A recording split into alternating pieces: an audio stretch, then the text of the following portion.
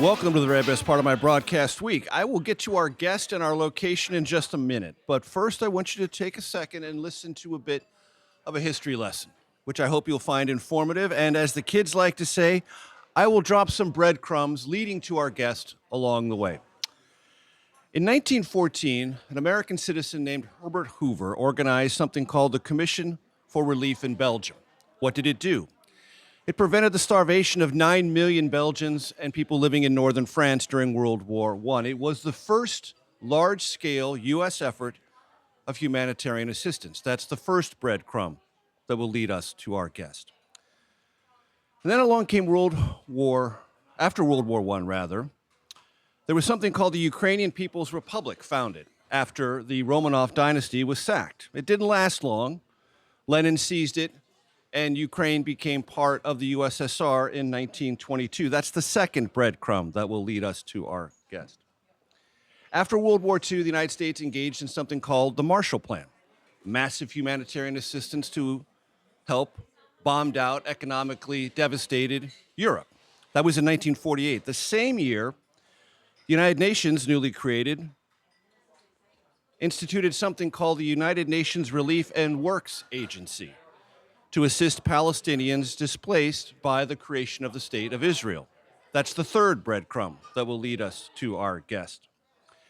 And in 1961, President Kennedy created the United States Agency for International Development. Now, that's not a breadcrumb. That would be too obvious.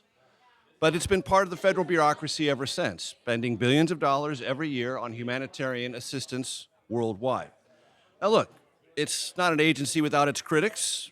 During the Cold War, did the CIA sometimes masquerade as USAID people? Well, there are allegations to that effect to carry out Cold War initiatives. Were there American corporate interests that got into USAID? There have been allegations about that. Did it suffer from white man savior syndrome? Possibly. But I ask you to think about this. Name another country in the history of mankind at the apex of its power that set aside treasure and human resources on an annual basis to assist people in need across the globe. You won't find one. That brings us to our guest, Samantha Power, who is the administrator of the United States Agency on International Development. Samantha, thanks for joining us. Thank you. Anything you want to find fault with in that rather lengthy introduction? I don't know where to start, but no, I think your last point is very compelling. I also think the strategic case for not only doing humanitarian work, but it's really the development work, the longer term stuff of investing in job creation for young people, or we distributed 700 million COVID vaccines. Mm-hmm. You know, that's an investment in our security as well as a reflection of the decency and really, as you attest, long-term generosity of the American people. I mean, we have a lot of debate domestically. We're having a lot of debate now about a lot of what we're doing. But over the years, through thick and thin, somewhere the American people have recognized both that they want their values reflected internationally and a more stable and prosperous international system, or less dangerous one, might be the way we think of it today, is good for us. And it has been sometimes used as a compliment, sometimes as less than a compliment, to call this part of soft power. Explain that concept. Well, soft power, as defined by my former Kennedy School colleague, Joe Nye, is in essence the ability to make others want what you want. So to attract rather than coerce. And, you know, whether it's Taylor Swift or LeBron James or USAID, you know, being in communities, being visible, being attractive, appealing, doing things, listening, I think is something that we have gotten better at over the years and I think are trying to get better at still. But when you're there for someone in an emergency or there to help them think through how they get girls educated when only boys have been educated, you know, that's something, or you give a scholarship and they get to come to the United States. Right. I mean, so many world leaders have been touched by American education. That's the gift that keeps on giving. You know, it just changes how they see what the United States is, what we stand for. And we can say we stand for certain things, but it turns out when you actually stand for them, that's more convincing. And one of the reasons Kennedy had the political clout to do this in 1961 is because Dwight Eisenhower, as president, having been Supreme Allied Commander, understood the power of these gestures. Absolutely, and we see it now. I mean, one of my closest colleagues is Lloyd Austin, Chairman Brown, Chairman Milley before him. I mean, we talk, and not just in Meaning military leaders in this administration, the Secretary of Defense and the successive chairman. But we talk about the 3 Ds of American foreign policy: diplomacy, led by these days by Secretary Blinken; development, led by USAID, but not only USAID, the Peace Corps, the Development Finance Corporation, different parts of our government that lend technical assistance. I spent some time talking to Mayor Pete about what lessons we can share on airline safety. There's a lot of knowledge, technocratic knowledge to go around. But then finally, the 3rd D, defense. And there's no greater champion of the deployment of our resources than the defense community. Because as General Mattis, you remember, famously said, if you cut assistance, buy me more bullets. Right. So there is that recognition, but you have to argue the case as the threats evolve and as conceptions of national security evolve. I mean, 10 years ago, it would have been hard to convince people that pandemic preparedness was a national security interest. Now a very large part of your budget. Indeed, exactly. And I think climate, there's obviously huge domestic division still on climate change, even as our own communities are being racked by the effects already of a warmed planet. But again, when you talk to the intelligence community or defense colleagues, they see how destabilizing it is to have 21 million people moving within a country, most of them because of climate-related drought, floods, or emergencies. And so, we have to think about climate adaptation, climate resilience, just like we do in our cities, on our farms in America, thinking that through internationally and what those investments look like and how we bring in the private sector and other countries. So we're not, it's way too big a burden for any country to tackle alone. But that's, again, an investment in stability and in not having 21 million people restive, jobless, and mad. That is not in our interests. And so I think, again, defense, diplomacy, development together, that's the toolkit we need going forward. We're going to talk a great deal about Ukraine. We're at a Ukrainian-themed restaurant, Ruta, here in the Eastern Market part of D.C. Administrator Power, we're going to carry this into the next segment, but I want to get you started on Ukraine assistance. It's still hanging fire in Congress. What are your hopes? Well, first, just stepping back, USAID is doing amazing work around the world.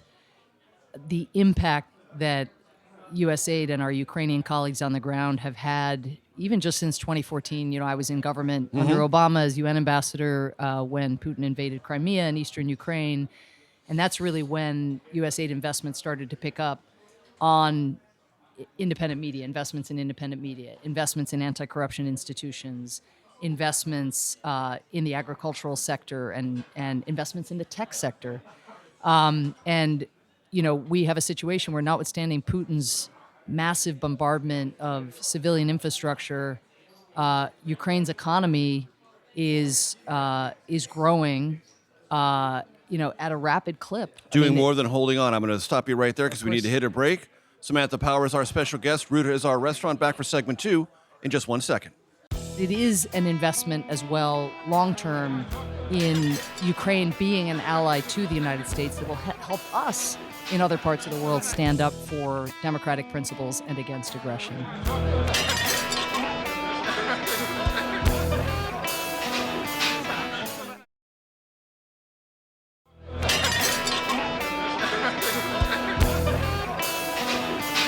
Welcome back to the Takeout. Samantha Power is our guest, administrator of the U.S. Agency for International Development.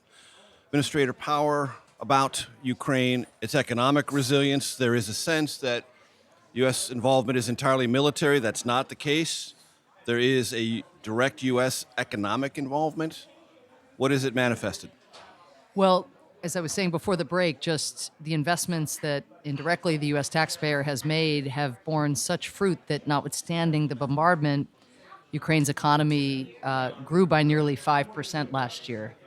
I mean, that's extraordinary. Ukraine's farmers have managed to get, despite the blockade of the Black Sea and the bombardment of ports and grain silos, they are managing almost to exceed their pre-February 2022 invasion in terms of export of food.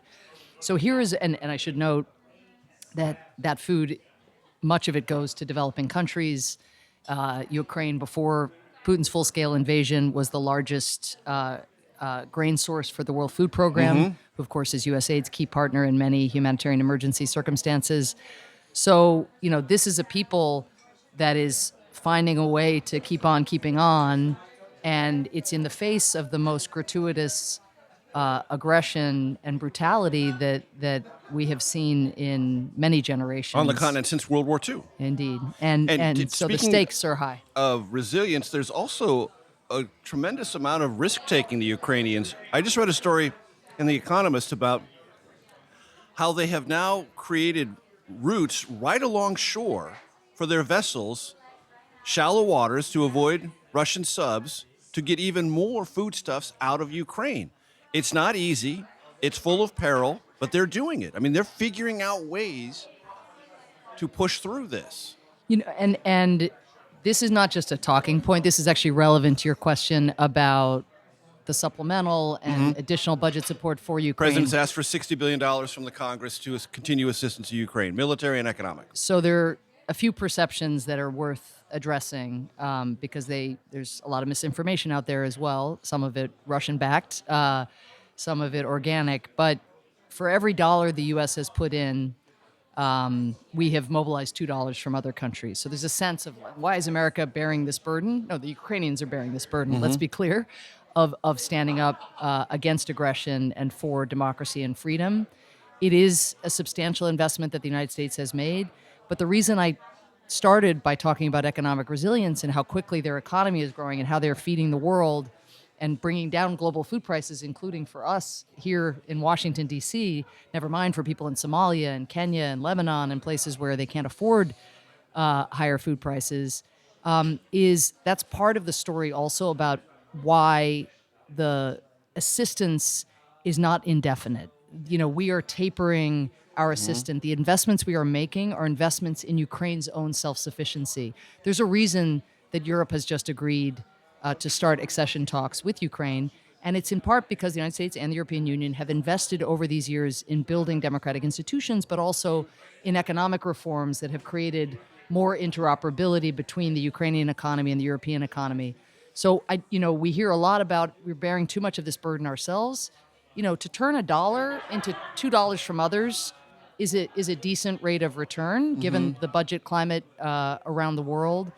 To think about, again, the Russian Federation and the threat it poses to so much that Americans care about, and that there is a group of individuals, men and women, who are willing to put their lives on the line to challenge that worldview and that aggression and to inflict a price. That is extremely important.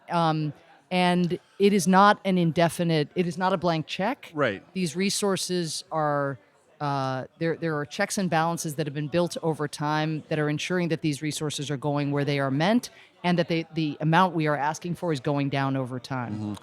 To that point, we're recording this on January 31st, and the next day or so, the European Union is likely to gather and approve $50 billion and 50 billion euros, 55 billion in U.S., over 4 years for Ukraine, which, as some critics have pointed out, would be less than 1% of their 27-nation combined GDP. Not enough, is the argument. Ukraine needs more. Does it, from Europe? Well, I mean, that's not counting. That's the latest $50 billion package, yes, understood. right? So, the latest tranche, but spread out over 4 years. Yeah. I mean, I would, spread out over 4 years, but with vital direct budget support, with vital investments in preventing Putin's attacks on energy infrastructure to end the war tomorrow. I mean, if this economic support gets cut off, Putin can win this war without firing a shot. So any more shots? Anybody who thinks that security assistance alone can sustain these brave Ukrainians, it can't. There are two fronts in this war. One, the obvious one, and the second, the home front and the economy and so forth. So this money is vital. And again, given the financial budgetary pressures that we face here in the United States, they face in Europe, it's vital that that be sustained, given Orban and Hungary and how much opposition. It's tough to herd 27 cats. Definitely the fly in the ointment for the EU. Has been. But, eventually, even in Hungary, especially in Hungary, given what they've experienced of Soviet aggression back in the day, it is the idea of Hungary standing with Putin and with Russian aggression is anathema to many, many Hungarians. And I think fundamentally Orban knows that. And that's why when push comes to shove, he comes through again and again, even if reluctantly and if extracting a price for doing so. But back to your question, on top of the resources that they've spent, so the U.S. has spent $70 billion if you count the economic, the development, and the military. Europe has spent $110 billion so far. If that $50 billion goes through, our negotiations are still ongoing. Right. So it's very important that they are taking this lead. There were some in Europe who were arguing, let's see what the United States does. Let's wait. That would have been wrong. It's their backyard. They have a responsibility. It might improve the atmospherics in Congress. I hope it has that effect Never can tell. and not its converse. But the other thing I'd add is on top of the resources, again, that are pending, they have also absorbed millions of Ukrainian refugees. Yes, they have. And it's $18 billion worth of social support translating into schooling Ukrainian children, providing health benefits and other things to Ukrainian refugees. We, of course, have opened our doors as well to Ukrainians, but it's a much, much smaller number.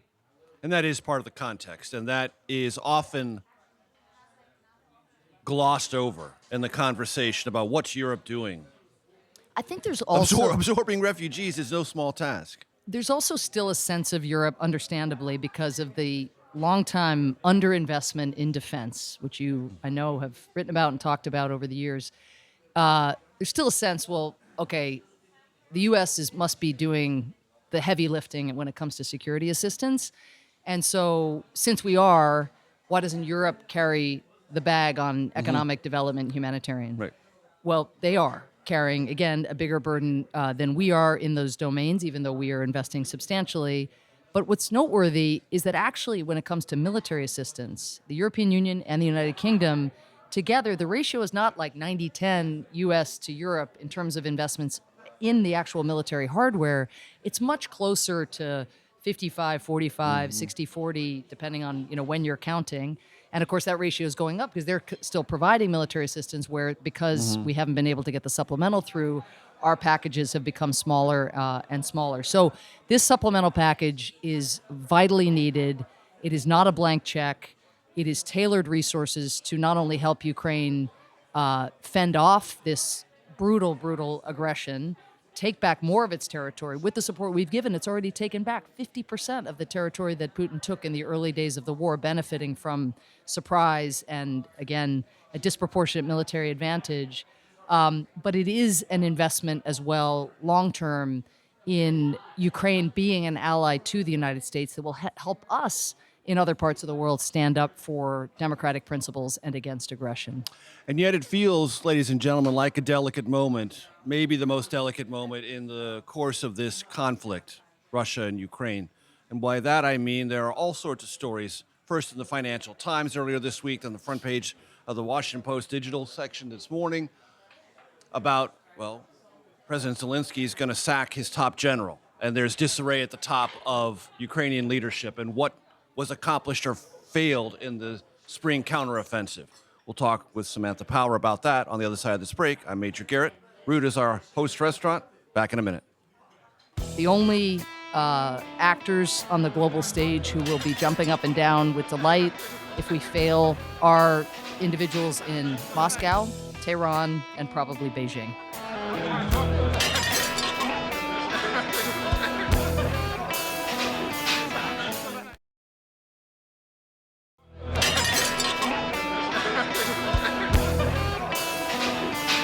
Welcome back to the Takeout. Delighted to have Samantha Power, Administrator of the U.S. Agency for International Development, at our table. Ruta is our restaurant. So, you saw the stories. You've heard all the conversation about Zelensky and the top general in Ukraine and what that might do for morale. Can Ukraine win? What does a win look like? You can't set policy. I can't set policy. Your expertise right now is in the area of development and assistance. I have zero expertise. I just ask questions. shed whatever light you can on that part of the story. Well, you're right. It's getting a lot of attention, and it comes in the context of both Europe and the United States trying to mobilize more resources and, more confidence in the Ukrainian war effort. Of course, people like to back winners, and so Yes. and so there's a lot even more attention to this than might have come at different inflection points. But having said that, I mean, much of this coverage is not taking note of the amount of turnover in the Russian military over the course of this war. I mean, there was a period where Putin week was to sacking week, generals left and right. and it's true that the front lines stabilized and didn't move as much as, of course, the Ukrainians or we would have wished to see. But at the same time, Russia is investing, infinite capital in its industrial base, in its military, throwing prisoners and drafting citizens and mobilizing people to the front lines. Huge casualties, tragically, for those individuals who would Both would sides, prefer yep. would prefer not to have been mobilized. But I think that that there has been more of a static posture on the front lines than anybody wanted. But that is precisely the reason to give Ukraine the tools to succeed. I mean, the answer is not to pull back, but instead to look at what the next. The answer to a phase stalemate of is not defeatism. he's not. Yeah, and it's not exactly. And there are. Putin is all in. The only actors on the global stage who will be jumping up and down with delight if we fail to move our security and our economic and humanitarian package forward are individuals in Moscow, Tehran, and probably Beijing. And maybe And- Pyongyang. And Pyongyang as well, certainly, because that has been a lifeline for Pyongyang's faltering economy, being able to do missile and export other weapons to the Russian Federation. So, it has been a very long war for the Ukrainian people. It has taken a tremendous toll. What keeps, and I've seen this firsthand. I was in Odessa this summer, been in Kyiv multiple times since the full-scale invasion began and before.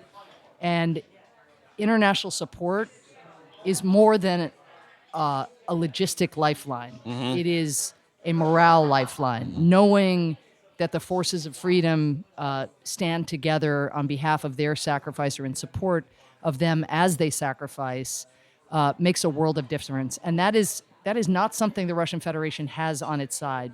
People on the Russian side of the lines are not dying for a cause.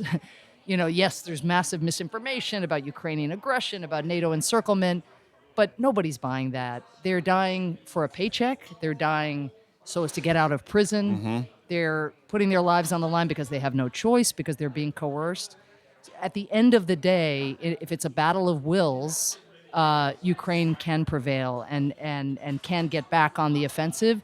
But that is not going to happen if they are looking over their shoulder, wondering if their biggest backers and the biggest forces of freedom are ambivalent about their fortune. Let's turn to the Middle East. I mentioned UN Relief and Works Agency as one of my breadcrumbs. You know that agency all this week has been under tremendous scrutiny. The Israeli government has provided what the Secretary of State has called credible information about some members, a very small number, of the UN Relief and Works Agency having had some role in the October 7th attacks. The United States has frozen contributions. Your thoughts? Well, first of all, anybody who was involved in the October 7th attack and the brutality and the planning of it and the execution of it, in kidnappings, not only deserves, condemnation, but also punishment. And so what the UN has commenced, which is an internal investigation into these allegations, which do seem credible, but we will see how this investigation plays out.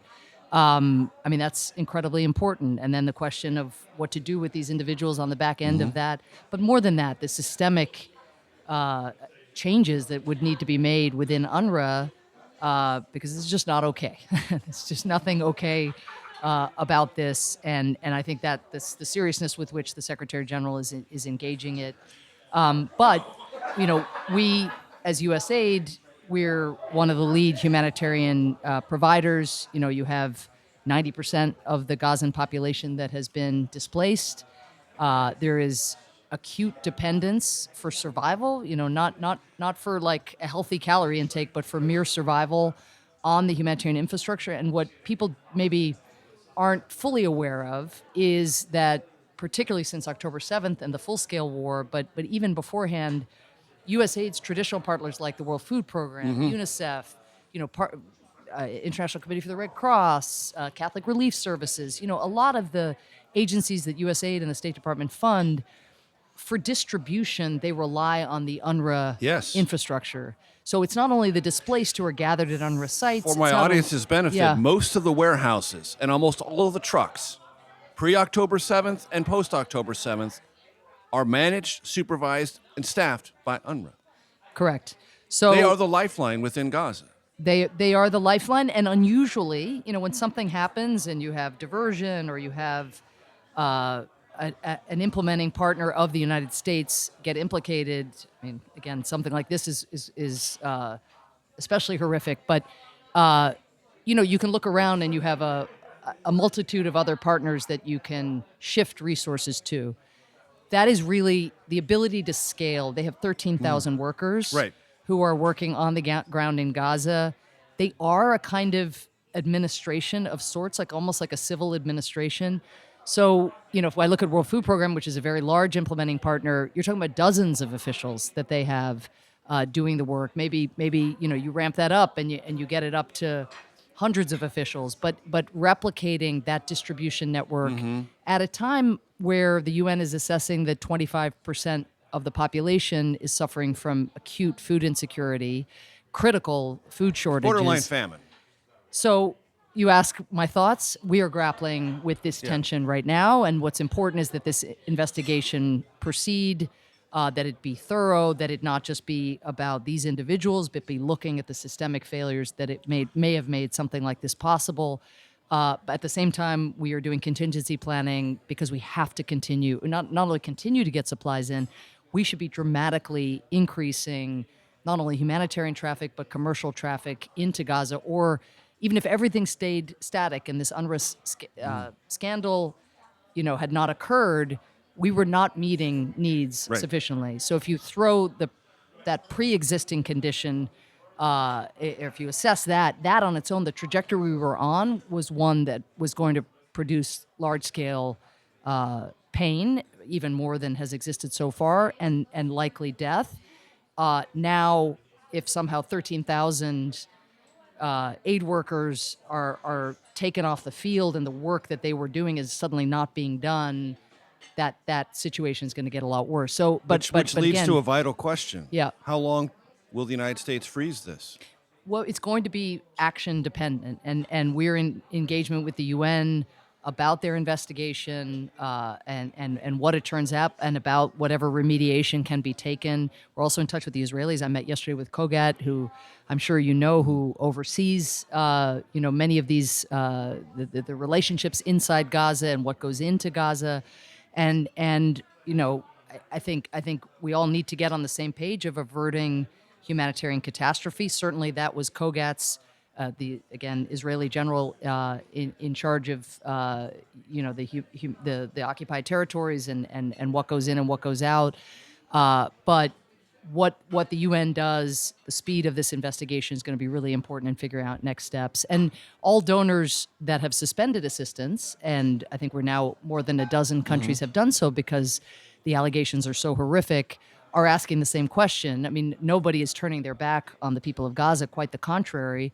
We're looking at, again, what will it take to be in a position to be surging assistance and going far beyond where we've gone to this point. In other words, time is of the essence. That is the voice of Samantha Power, our special guest. Stay tuned for segment 4 of The Takeout in just 1 second.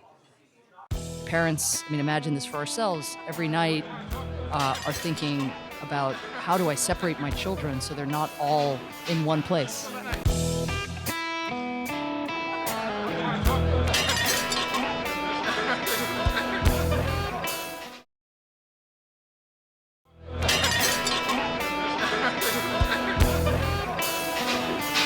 Welcome back to the Takeout. Ruta is our host restaurant. We thank them for their hospitality. Samantha Power, administrator of the U.S. Agency for International Development, our special guest. If you don't know this, ladies and gentlemen, Samantha Power won a Pulitzer Prize for a 2002 book on genocide.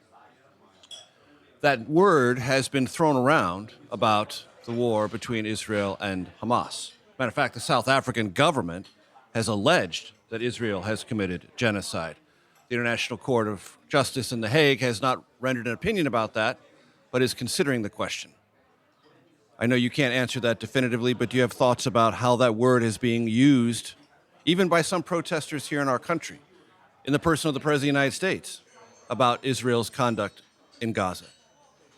Well, I think, I have the privilege of working at USAID, and unlike when I was a journalist or A war correspondent, yes, in war Bosnia. correspondent back in the day, I get to do something about humanitarian crises and really focus on the tangible needs And that are engage with presenting. decision makers.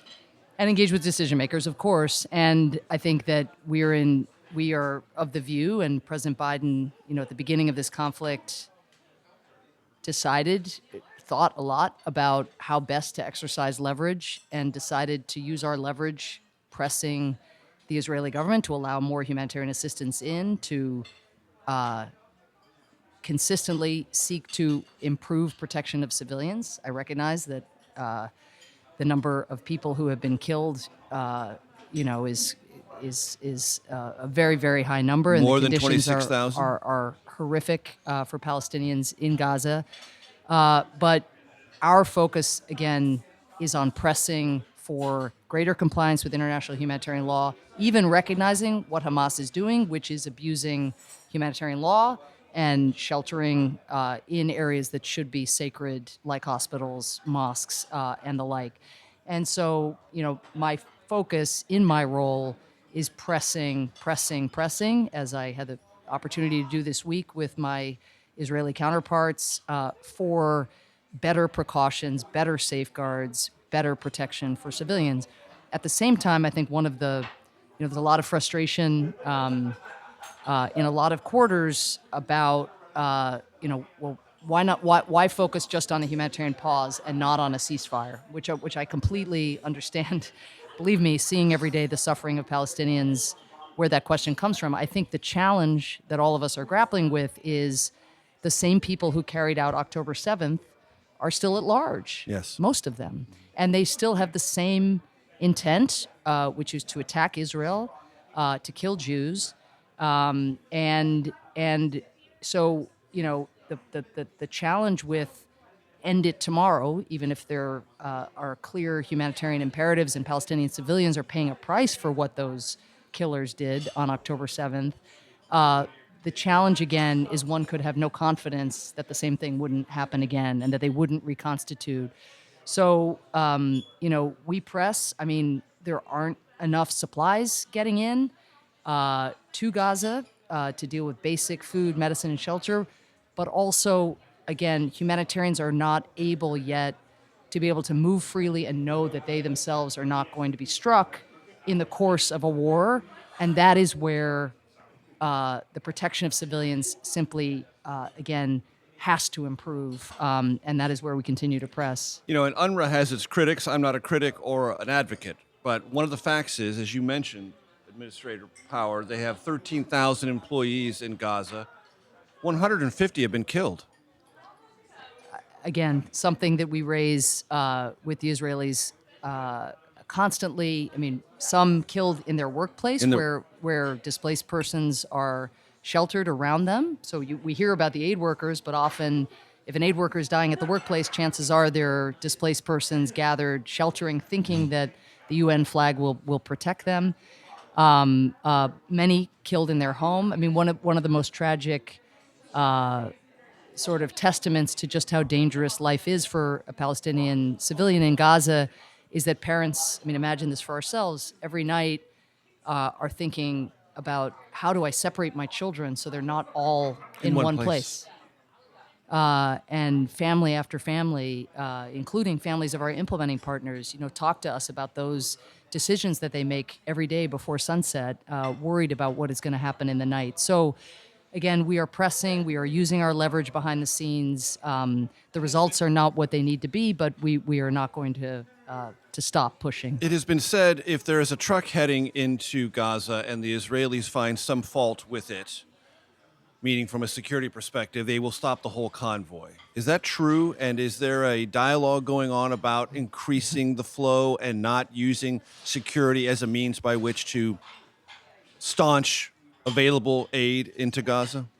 Is there a dialogue? I think the President of the United States knows... I can only tell you how lengthy the dialogue is, Major. I mean, I don't know that there's ever been an American president who has been so immersed in truck contents and, what is on the forbidden list and what is on the allowed list and what is dual use and should it be dual use. And yes, I think we think there are goods that should be able to flow.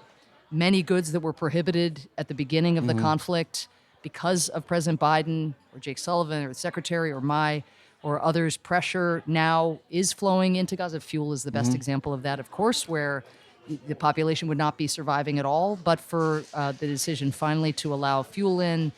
But we think, of course, that more goods should be flowing that are being vetted through the Israeli sort of vetting system. We also think, Israel now has the technology to track where things are going, and that tracking has produced evidence of things not going where they should go, and then we're able to make corrections and so forth. It is not going to be a perfect system. So again, that is an area we continue to press. But I would underscore the point I made earlier, which is it's not just about these humanitarian goods. We are not going to be able to humanitarian aid our way out of a colossal humanitarian crisis. Right. Commercial traffic has to flow, and it has begun to flow because I think largely of U.S. pressure, but it is not flowing at scale, and there's just not enough money in the world to use just humanitarian aid, nor is there dignity in that, of course, for the people of Gaza. So it is not enough to focus just on the humanitarian, but we need to return to 300, 400, 500 commercial trucks flowing in. And of course, if I could just say one thing about the Israeli system, where they're coming at this from is somehow all of those supplies got into Gaza prior to October 7th, such that they were able to stage an operation of that sophistication with that level of deadly weaponry. And so, again, from their standpoint, they never want to live again with the knowledge that something has slipped through that has given rise to a capability that results in more than 1,000 Israeli deaths. That risk aversion, risk avoidance imperative, of course, needs to be balanced against the need to for people to be able to live securely with dignity, to be able to feed their families. And that, like the UNRWA question, that is something we are grappling with now, but we are pressing, and again, had the occasion to do so just yesterday with the person who's making those choices about what goes in and what goes out. And it is important, again, that more in quantity and more in variety of staple gets into the people of Gaza. As I said in my lengthy and possibly self-indulgent intro, humanitarian aid can sometimes be very messy business. Samantha Power, thanks so much for your time. I really appreciate it. Thank you. We'll see you next week, folks. Stay tuned for your Takeout, Outtake Especial. Don't forget that. Stay tuned for that. Anything by the Pogues at any time can rev me up and get me ready to get back to the office.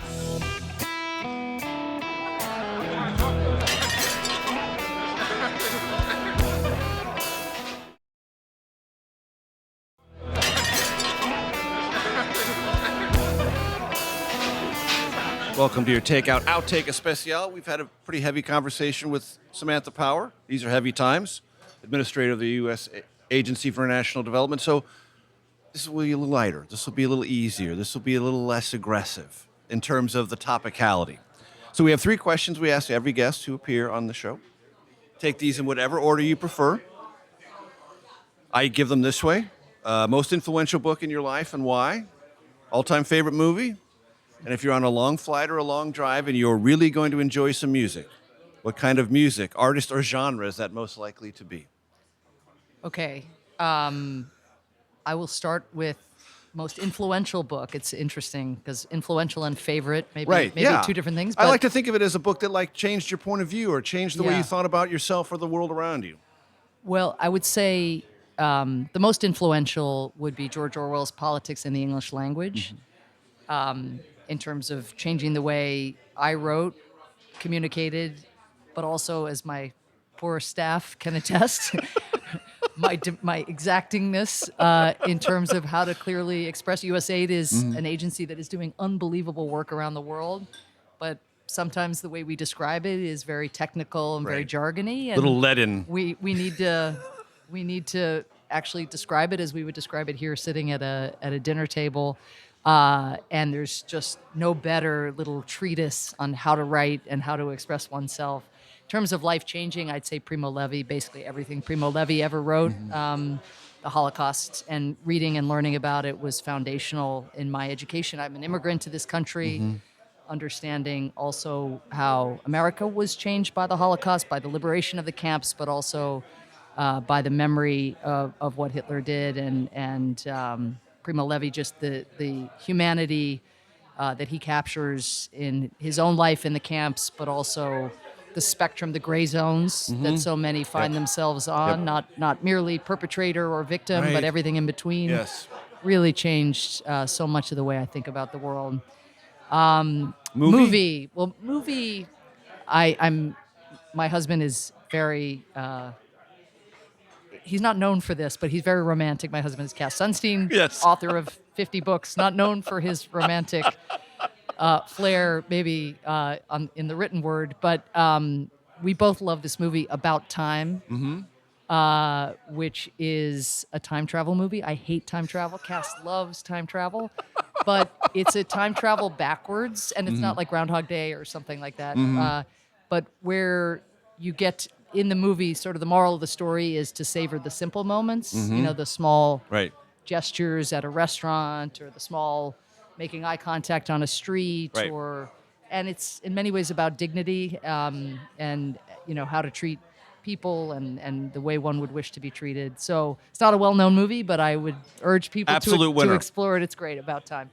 And then music. Oh, so much to say about music, but I would just say, especially because Shane MacGowan just died, I would say anything by the Pogues at any time can rev me up and get me ready to get back to the office to face some of what awaits. Excellent. Answers we've never had in nearly 8 years, so well done. Samantha Power, it's been a pleasure. Thank you. Thank you so much for your time. We'll see you next week, folks.